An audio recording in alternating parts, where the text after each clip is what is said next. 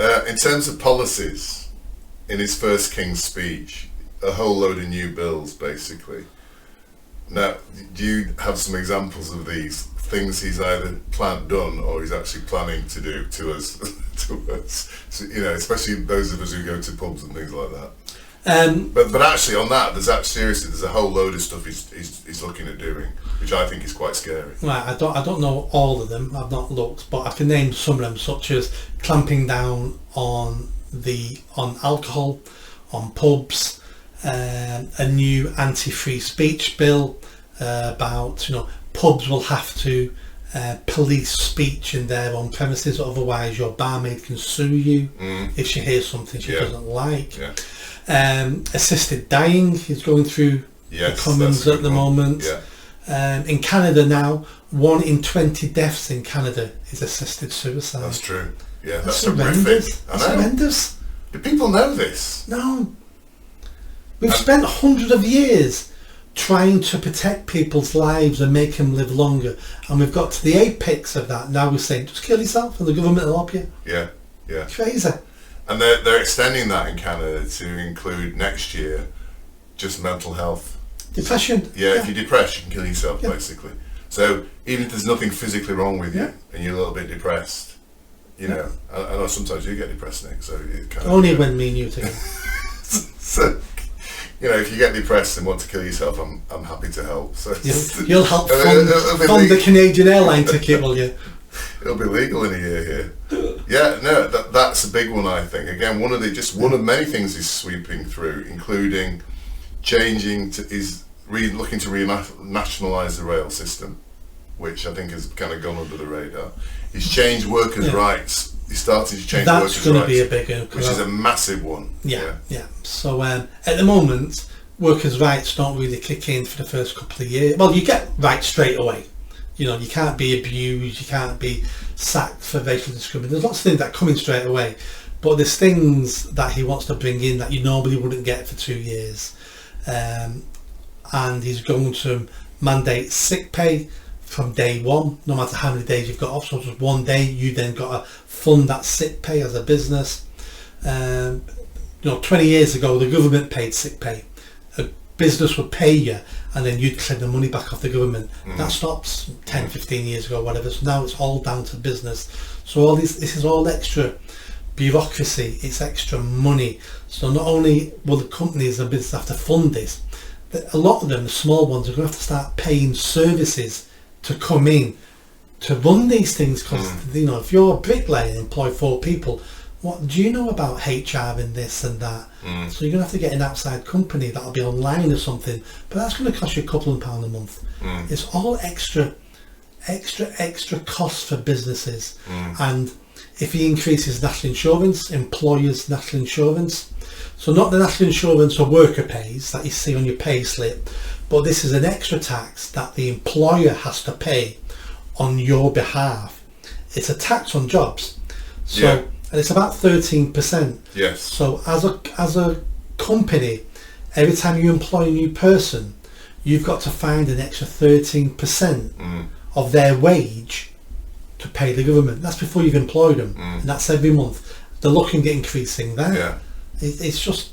I mean, you know that I'm involved in quite a lot of businesses, and the reality of that, Nick, is when we find out there's going to be an increase in minimum wage or national insurance, we don't say, all right, we're going to have to pay this now. What we actually do is look at the overall payroll, and we say, right, how do we now keep that payroll at the level it was before, or a similar level, basically? So that means getting rid of people. That means getting rid of people. And that's a reality of increasing minimum wage and all these things. We actually look to reduce the number of people we have, because we have to try and maintain our profitability. And you can't maintain your profitability if you're having to pay, your payroll increases by 13%, but your sales and your profit as a result, you've got to do something. You have to take action. It's, in my view, it is an anti-commercial action when this takes place, because I know the way we react to it in our businesses, basically. And it's not to think, oh, how do we make sure we can make sure everybody gets this, and we keep everybody employed. We don't. Commercial businesses don't think that way.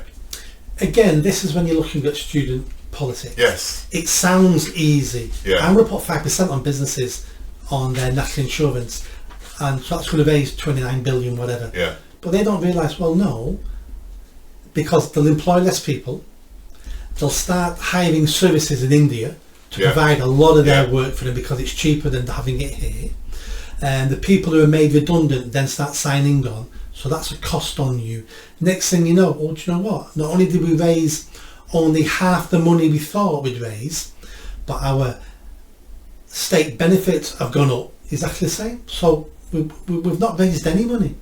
And again, these people don't understand that every action has a consequence. That's the point. Yeah. That you press on a lilo here on the pool, it pops up somewhere else. Same with the VAT on private schools. So VAT on private schools, we're going to put 20% on private schools. That will teach the rich and they'll pay their way. Well, yeah, it sounds like that. But now thousands of people now are not sending their kids to private schools because they can't afford it.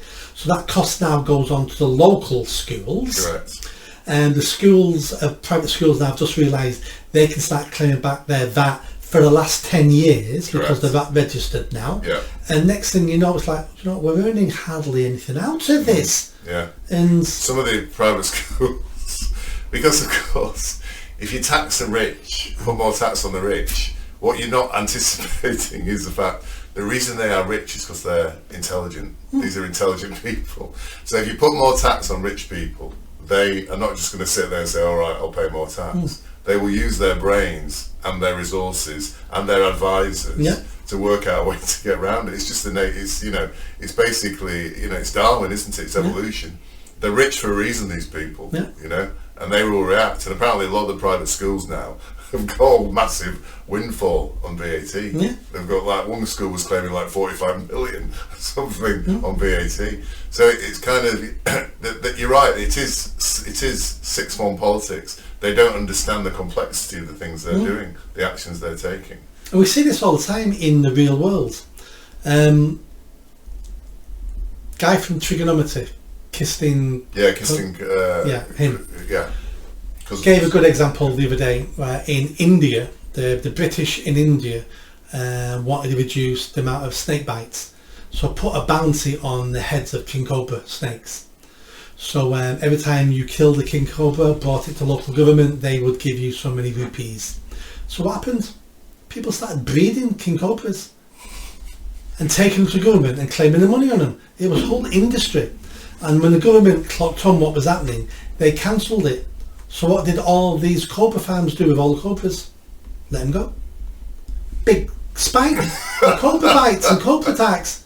So you need to understand, when it's like playing chess, you need to understand so many moves ahead of what's going to happen when you move your piece. How are people going to react? What are they going to do to mitigate? Correct. And they don't do Don't assume there's no reaction to it. There's always will be. And if you can't figure out what the reaction is, it just means you're not clever enough. Another example of that, I don't know if you've heard of it. Have you heard of Chesterton's fence? Yes. And that goes along the lines of, if you come across a fence, don't tear it down until you realise why that fence was put up. Yeah. If you on a field, or you bought a farm or whatever, and you come into a field and you see a fence there, and you don't know why it's there, don't tear it down, because you don't know. There was a reason why someone put that there. Exactly. Yeah. I see that in business a lot, especially when we take over a new business and somebody's like, and they're like, oh, we do this, and I'm like, well, why do you do that? And they go, oh, I don't know. And I'll say, well, don't change it at the moment. Let's do some more. Let's because from experience, I've changed things, and then a month later, this is why has happened, because somebody changed. Oh God, that was me. So Chesterton. That's an example. Chesterton fence. They come in very simplistic ideas to change things. And like the VAT. I know, we'll change the VAT. Oh, hang on a minute. It's just, it is hilarious, but it shows, you're right, they're career politicians. They've never lived in the real world or understood how things operate in the real world. And there's some very clever people out there, non-politicians, who can react to these sort of silly government people. Did you enjoy that video? I think you did. Come on now, hit that bell, subscribe, comment. Let's build this channel. I need more followers, I need more subscribers. Be part of the journey. See you soon.